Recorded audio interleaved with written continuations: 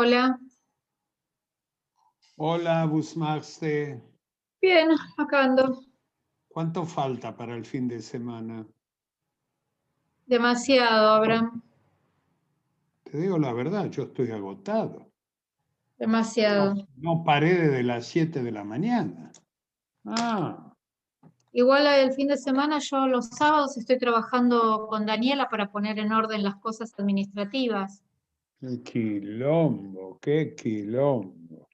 porque la verdad es que es difícil, no se puede pretender a una persona nueva que no entiende nada, No, pero no me cabe la menor duda. aparte, Además, ¿viste? Es un problema. aparecen cosas, es No, un tema, eso lo quería cada hablar uno, con vos. cada uno paga otra cosa. Hoy Ella me llegó alguien que yo no sé si es Zaidenberg o es la hermana. No sé quién es, yo no la tengo como alumna. Me llegó a director. No sé.